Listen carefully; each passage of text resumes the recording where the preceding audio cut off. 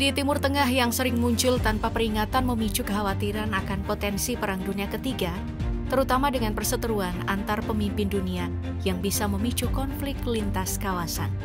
Di tengah situasi tersebut, Presiden Prabowo Subianto yang berlatar belakang militer tampil berani menyuarakan dukungan tegas kepada pihak-pihak yang berkonflik, terutama Palestina, serta mendorong penguatan pertahanan melalui peningkatan fasilitas militer dengan Angkatan Darat sebagai salah satu pilar utama. Pertanyaan pun muncul, Perang Dunia Ketiga pecah, akankah Indonesia mampu memainkan peran signifikan? Seberapa siap Angkatan Darat Indonesia untuk menghadapi tantangan global?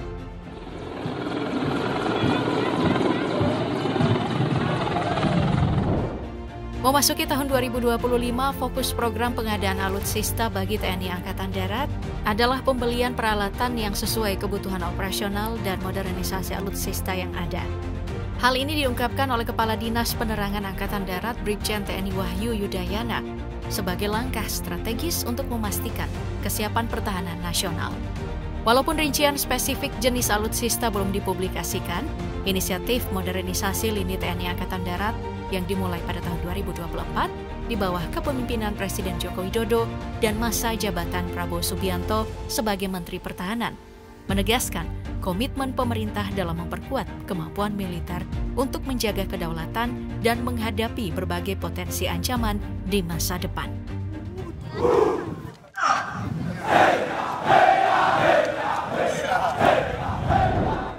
Meriam Caesar 155 mm menjadi andalan TNI Angkatan Darat sebagai sistem artileri modern yang telah terbukti keandalannya di medan tempur.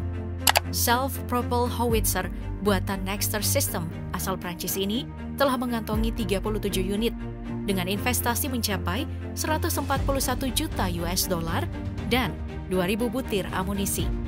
Penempatannya tersebar yakni 20 unit di Yonarmet 12 Kostrad Magelang, 10 unit di Yonarmet 11 Kostrad Semarang, dan 7 unit di Pusdik Armet Bandung.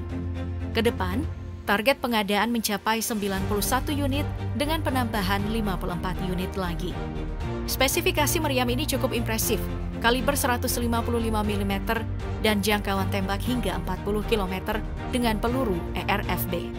Dalam 1 menit, sistem ini mampu menembakkan 6 peluru dengan elevasi dari minus 5 derajat hingga plus 65 derajat dan sistem traverse 360 derajat.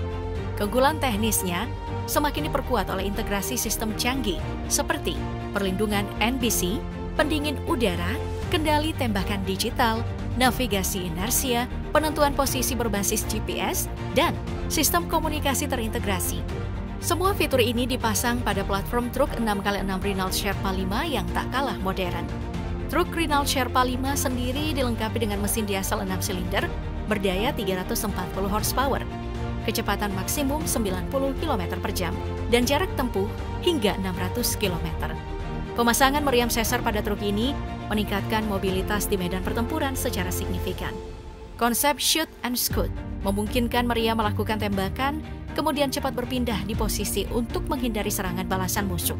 Tak hanya mobilitas, keunggulan meriam ini juga terletak pada kemampuan menembakkan peluru hingga 40 km, memberikan keunggulan taktis bagi TNI untuk menyerang target dari jarak aman. Sistem pengendalian tembakan terkomputerisasi menjamin akurasi, sementara daya hancur yang signifikan, serta kepraktisan operasional meningkatkan efisiensi dan efektivitas penggunaan artileri di medan tempur.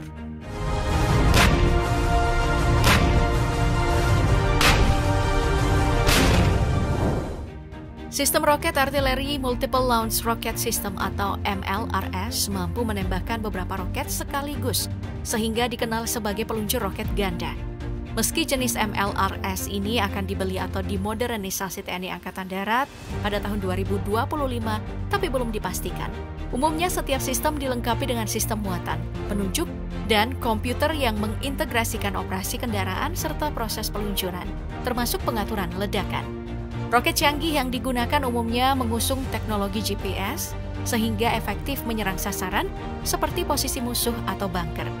TNI Angkatan Darat hingga kini mengoperasikan beberapa varian MLRS, antara lain MLRS Busur Geni, Astros II, MK6, dan RM70 Vampir.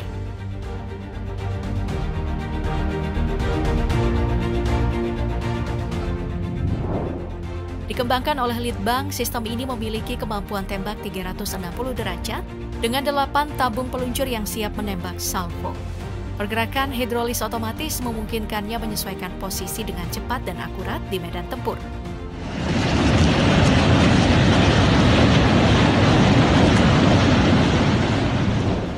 Diproduksi oleh Avibras Aerospatial asal Brasil, varian ini unggul dengan jangkauan tembak jauh, kemampuan multi-kaliber, serta daya hancur yang tinggi. Teknologi interchangeable antar platform dan kehadiran trajektografi radar yang mengoreksi jatuhnya amunisi dari jarak jauh menambah fleksibilitas operasional. Pengadaan 36 unit varian ini menelan biaya sekitar 405 juta US dollar.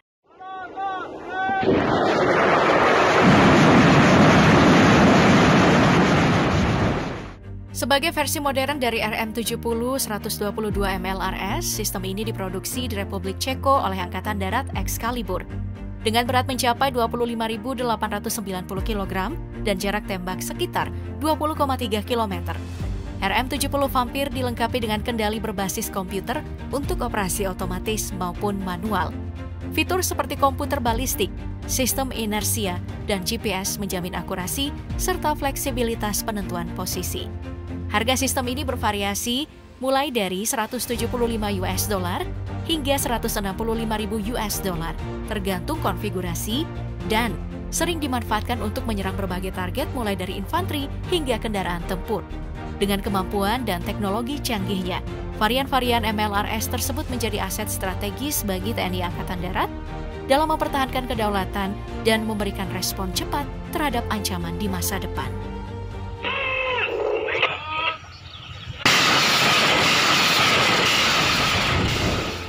Rudal Khan yang akan dikenal sebagai ITBM 600 diprediksi tiba di Indonesia pada tahun 2025. Dibanderol ratusan ribu dolar per unit, setiap baterai akan dilengkapi dengan kendaraan pengisian amunisi, peluncur bergerak, pos komando, serta unit perawatan dan perbaikan. Diproduksi oleh Roketsan Turki, rudal ini berdiameter 610 mm, berat 2.500 kg, dan dapat diluncurkan dari platform 8x8 MBRL. Jangkauannya antara 800 sampai 280 km dan daya ledaknya 470 kg. Persiapannya hanya memakan waktu sekitar 12 menit. Rudal Khan dirancang serbaguna dan kompatibel dengan kendaraan taktis. Nah, sasaran utamanya meliputi formasi pasukan, kendaraan lapis baja, dan sasaran strategis lainnya. Sistem pengendalian dengan GPS, aktuasi elektromekanis, dan panduan inersia memastikan akurasi tinggi, sementara perawatannya mudah dan tidak memerlukan penanganan khusus for 6 seconds. Menurut buku pintar Pusen Armet, Indonesia diprediksi menerima rudal Khan akan dikenal sebagai ITBM 600 pada tahun 2025. Rudal balistik ini dengan harga ratusan ribu dolar akan dilengkapi unit pendukung, seperti kendaraan pengisian amunisi, peluncur, pos komando, dan kendaraan perawatan terintegrasi dalam batalion. Diproduksi oleh Roketsan Turki, Khan memiliki diameter 610 mm, beratnya 2.500 kg dan diluncurkan dari platform 8x8 multi-barrel rocket launcher. Dengan jangkauan 80-280 km, daya ledaknya 470 kg, dan siaga 12 menit. Sistem ini dioperasikan dari kendaraan 8 roda dengan media peluncur yang dapat disesuaikan.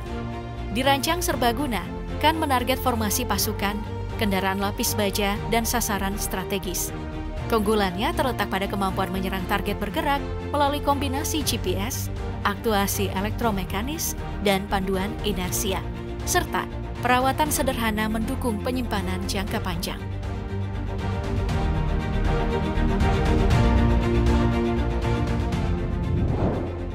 Sementara itu, helikopter AS550 Fennec buatan Prancis telah dikenal TNI Angkatan Darat sejak diperkenalkan pada tahun 2014.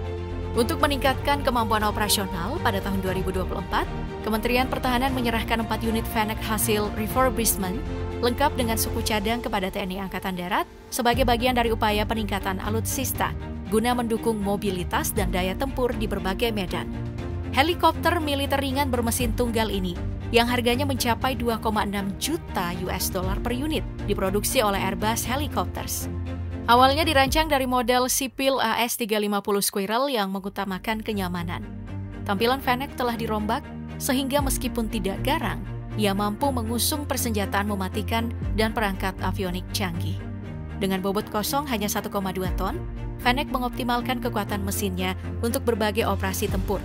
Kokpitnya didesain modern dengan sistem kontrol tunggal dan fitur penglihatan malam, menjaga operasional optimal dalam kondisi minim cahaya. Selain itu, teknologi GPS, radio omni arah VHF, dan sistem pendaratan instrumen atau 4ILS mendukung navigasi yang akurat dan aman. Dalam persenjataan, Fennec menawarkan dua opsi konfigurasi. Peluncur roket Forges de Zeebrugge yang memuat roket berkaliber 2,75 inci atau FFAR dan peluncur roket Hellsbrand yang membawa 12 roket berkaliber 68 mm. Helikopter ini juga dapat dipersenjatai dengan senapan mesin M621 Giat berkaliber 20 mm atau senapan mesin laras ganda FN Herstal berkaliber 7,62 mm atau 12,7 mm. Badan pesawat Fennec terbuat dari fiberglass khusus yang lebih ringan dibanding helikopter sekelasnya. Sementara rotor utama dan baling-balingnya dibuat dari material Starflex yang dibalut komposit berkekuatan tinggi guna meredam getaran dan menjaga kestabilan penerbangan.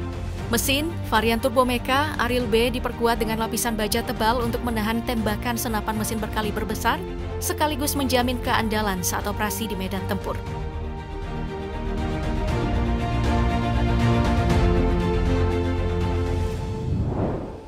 Mobil maung dari PT Pindad mendapatkan sorotan publik sejak Presiden Prabowo menggunakan kendaraan tersebut saat pelantikan, yang membuat masyarakat penasaran dengan identitas kendaraan yang berbeda itu.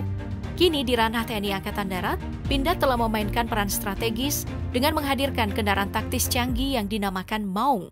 Kendaraan Maung ini dirancang sebagai platform taktis ringan 4x4 yang sangat cocok untuk operasi pertempuran jarak dekat maupun penjelajahan di medan yang sulit. Maung mampu melaju dengan kecepatan aman mencapai 120 km per jam dan didukung oleh transmisi manual 6 percepatan. Memungkinkan menempuh jarak hingga 800 km dalam sekali pengisian bahan bakar.